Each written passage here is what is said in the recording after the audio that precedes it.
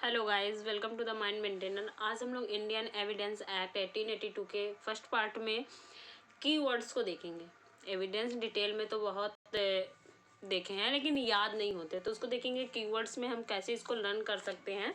और एग्ज़ाम को काफ़ी कम टाइम में रह गए हैं तो उसी के अकॉर्डिंग देखते हैं। तो देखिए, एविडेंस एक्ट में जो ये हुआ था 15 मार्च 1872 को, और ये लागू कब हुआ था?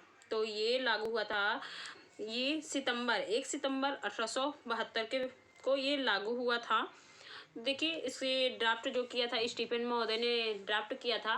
देखिए, साक्ष्य अर्थ स्पष्ट करना, मतलब साक्ष्य का मतलब होता है कि अर्थ स्पष्ट करना, एविडेंट। साक्ष्य विधि के आधार क्या है? देखिए, अनुश्रुत साक्ष्य का अपवर्जन सर्वोत्तम साक्ष्य दिया जाएगा। साक्ष्य केवल विवादक तथ्यों पर दिया जाएगा। साक्ष्य अधिनियम एक प्रक्रियात्मक विधि है। साक्ष्य अधिनियम एक प्रक्रियात्मक विधि है, प्रोसीजरल लॉ है। सेक्शन 1 क्या कह रहा है कि प्रवर्तन संपूर्ण, हमें दिया है संपूर्ण भारत पर होगा। और प्रवर्तन तिथि जो है 1882 को है, 1872 को। कहाँ लागू होगा? सभी न्यायालयों, सेना न्यायालयों के समस्त कार्यवाही पर लागू होगा। कहाँ नहीं लागू होगा? Army act, naval discipline act, Indian navy act, air force act में नहीं होगा। के अंतर्गत संयोजित सेना न्यायालयों पर शपथ पत्रों तथा मध्यस्थों के समक्ष कार्यवाहियों पर लागू नहीं होता है। तो ये बातें इतना कह रहा है। देखिए, शपथ पत्र पर नहीं लागू होगा। फिर 2 निश्चित है, सेक्शन 2। तो ये एग्जाम में बन सकता है क्वेश्चन की कैसे। तो 1938 द्वारा एपीओ में बना था कि निरसन अधिनियम 1938 का 1 की धारा 2 अनुसूची द्वारा निश्चित किया गया है। फिर 3 आते हैं निर्वचन खंड में, इंटरप्रिटेशन क्लॉज में आते हैं। ये क्या कह रहा है, डिफिनेशन बता रहा है। तो देखिए, धारा 3 साक्ष्य, मौखिक साक्ष्य, दस्तावेजी साक्ष्य, इलेक्ट्रॉनिक अभिलेख। बातचीत का टेप रिकॉर्ड किया गया दस्तावेजी साक्ष्य है। इलेक्ट्रॉनिक रिकॉर्ड आईटी एक्ट 2000 के द्वारा जोड़ा गया तथ्य। फर्स्ट देखिए, वस्तुओं की दशा संबंध इंद्रियों द्वारा बोध।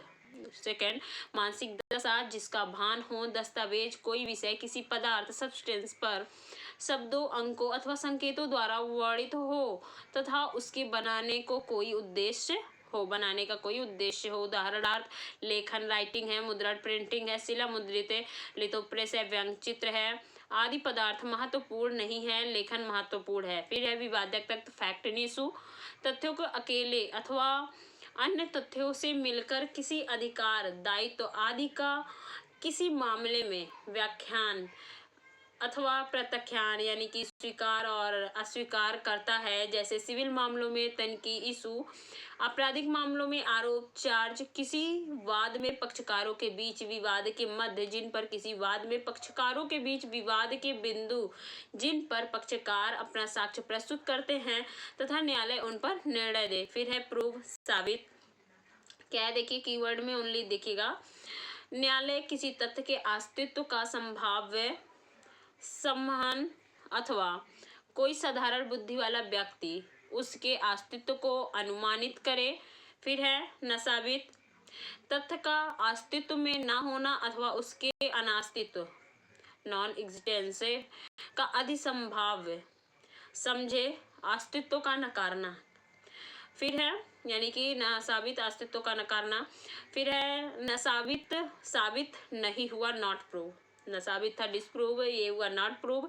कोई तथ्य जो न साबित हुआ हो तथा न साबित संदेह का लाभ। फिर सुसंगत है, साक्ष्य अधिनियम की धारा 6 से लेकर 55 तक वर्णित मामलों में।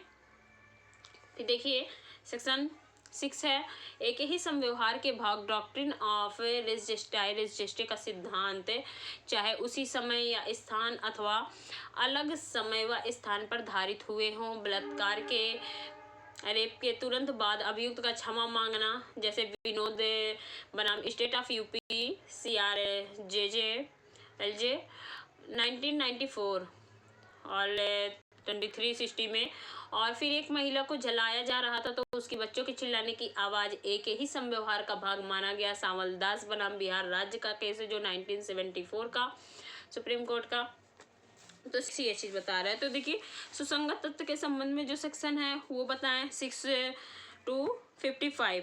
देखिए सेक्शन 5 जो है उसे जस्टिस मुनीर ने सेक्शन 5 को कॉर्नर स्टोन ऑफ चैप्टर 2 कहा है कि corner of the stone.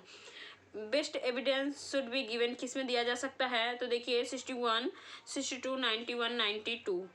Section 91 को बेस्ट एविडेंस माना गया है। अकॉर्डिंग टू लॉर्ड आर्बिगन ने कहा है कि प्राथमिक द्वितीयक साक्ष्य में तुलना नहीं की जानी चाहिए, जो उपलब्ध है वही बेस्ट एविडेंस है, जो उपलब्ध है वही बेस्ट एविडेंस है। शपथ पत्र पर तभी लागू होगा जब कोर्ट द्वारा विशेष परिस्थिति में मांग करे।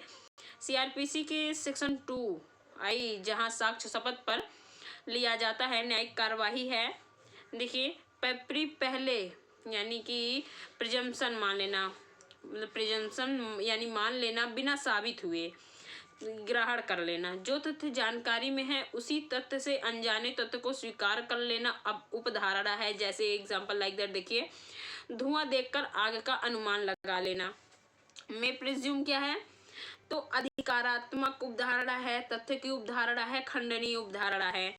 सेल प्रिज्यूम क्या है, आदेशात्मक उपधारणा है, विधि की उपधारणा है, अखंडनीय उपधारणा है। जब तक कि न साबित न हो जाए खंडनीय, वही बोथ भी होता है, कभी में कभी सेल भी हो सकता है। अकॉर्डिंग टू जस्टिस मुनीर तथ्य की उपधारणा को प्रिजम्पशन ह्यूमनिस कहा है, ज्यूरिस्प्रूडेंस का हिस्सा नहीं है, तथा विधि की उपधारणा को प्रिजम्पशन ज्यूरिस कहा है, प्रिजम्पशन ज्यूरिस कहा है, यह ज्यूरिस्प्रूडेंस का हिस्सा है। देखिए 114 114 तथ्य की उपधारणा है, 113 भी तथ्य की उपधारणा है, लेकिन 113 बी जो है 113 वो विधि की उपधारणा है। मैं प्रिज्यूम कौन कौन से सेक्शन आएंगे, देखिए 86, 88, 88A, 19 A, 113A, 114। Shall presume 79, 85, 89, 111A, 113B। Conclusive proof कौन है, 41 है, 112 है और 113 है। देखिए 107 और 108 में सेल एंड में नहीं दिया गया है। बर्डन ऑफ प्रूफ की भी आवश्यकता कब होती है, जुडिशियल प्रोसीडिंग में। तो देखिए अब इसमें हम लोग 7 को पहले देखते हैं। प्रसंग, अवसर, मौका, अपॉर्चुनिटी। हेतुक है कॉज, कारण, रिपोर्ट। फिर है सी है परिणाम, रिजल्ट, हत्या के स्थान पर आसपास की फसल का क्षतिग्रस्त होना। धारा 8 क्या कह रहा है, ये रही धारा 7 की बात है कि 7 में इतनी चीजें कही गई हैं। अब हम लोग आते हैं 8 में, क्या कह रहा है 8 में कि हेतु तैयारी और पूर्व या पश्चात का आचरण, कि हेतु तैयारी अपराध होने से पूर्व की, पूर्व या पश्चात का आचरण, आचरण में कथन सम्मिलित नहीं होंगे। धारा 6 में सेक्शन 6 में धरना के पश्चात पीड़ित का रिपोर्ट कराना आचरण वियोजन के लिए हेतु सिद्ध करना सदैव आवश्यक नहीं है, परिस्थिति जन साक्ष्य में आवश्यक हो जाता है। सेक्शन 9 है, देखिए इसमें क्या क्या होगा। फर्स्ट स्पष्टीकरण, पुनः स्थापन, अनन्यता, समय, स्थान, पक्षकारों के संबंध, नजमा नजरी, धरना के स्पष्टीकरण के लिए शिनाख्त, परेड, पहचान। इतनी इसकी कीवर्ड है, आप इसको देख लीजिए और नोट कर लीजिएगा। फिर है सेक्शन 10, दो से अधिक व्यक्तियों द्वारा अनियोज्य दोष के लिए षड्यंत्र, समान आशय के अनुक्रम में कोई कार्य करना।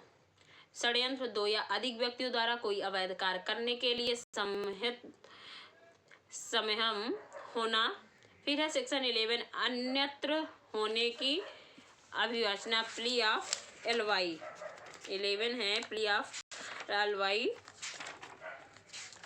शिनाख्त परेड ये 9 था, 10 था। सामान्य परिकल्पना, षड्यंत्रकारी द्वारा कही गई बातें, इसको हमने बता दिया है। और फिर देखिए शिनाख्त परेड कौन ले सकता है, देखिए यूपी में ओनली कार्यपालक मजिस्ट्रेट ही ले सकता है। और आर बनम ब्लैक का केस भी है इसके साथ। 11 है प्ली ऑफ अलवाई। तो देखिए इसमें क्या कह रहा है कि विवादक तथ्य सुसंगत तथ्य से असंगत, किसी विवादक तथ्य या सुसंगत तथ्य के अस्तित्व को अनधिसंभाव्य बनाना है। फिर देखिए 12 क्या कह रहा है कि नुकसानी के लिए वादों में रकम अवधारित करने के लिए न्यायालयों को समर्थ करने की प्रवृत्ति रखने वाले तथ्य सुसंगत होते हैं। 13 क्या कह रहा है, जबकि अधिकार या रूढ़ि प्रश्नगत है तब क्या सुसंगत तथ्य के बारे में बात कर रहा है। तो देखिए 14 अब क्या कह रहा है, 14 कह रहा है कि मन या शरीर की दशा या शारीरिक संवेदना का अस्तित्व दर्शित करने वाले तथ्य, इतनी बातें बता रहा है। और फिर है 15 क्या कह रहा है, कार्य आकस्मिक या शास्त्रीय था, इस प्रश्न पर प्रकाश डालने वाले जो तथ्य हैं उनके बारे में बता रहा है, जिसके साथ आर वर्सेस पंचुदास की केस है जो सेक्शन 15 से ही रिलेटेड है। और फिर है 16 कारोबार के अनुक्रम का अस्तित्व कब सुसंगत होगा, महेंद्र कोचर का केस है वर्सेस पंजाब का, इसके साथ और मेन पॉइंट नहीं है इसमें। अब आता है 17, इसमें संस्वीकृति परिभाषा, देखिए ये मौखिक दस्तावेजी इलेक्ट्रॉनिक अभिलेख विवादक तथ्य के बारे में अनुमान इंगित करना, वाद के पक्षकारों द्वारा संस्वीकृति कन्फेशन, आपराधिक मामलों में अपराध के अभियुक्त द्वारा अपराध की स्वीकृति, यानी कथन को ही स्वीकृति कहा जाता है। स्वीकृति एक कथन है, 18 से जो 20 में एडमिसिबल है, तो ये चीजें इसमें कहेंगे। देखिए न्यायिक संस्वीकृति जुडिशियल कन्फेशन है, मजिस्ट्रेट के समक्ष होगा। न्यायोत्तर एक्स्ट्रा जुडिशियल कन्फेशन मजिस्ट्रेट के अतिरिक्त किसी अन्य व्यक्ति के समक्ष स्वीकृति की ही उपज जाती है। तो आज हम लोग ये 17 तक देखे हैं, बाकी नेक्स्ट पार्ट में क्या कहते हैं 17 के आगे 18 से हम लोग उसमें कीवर्ड्स सारे उसके भी देखेंगे। बहुत जल्दी ही आपका ये एविडेंस पूरा कीवर्ड में ही कंप्लीट हो जाएगा। थैंक यू गाइस, अगर आपको वीडियो पसंद आता है तो लाइक और शेयर जरूर करें। Thank you guys.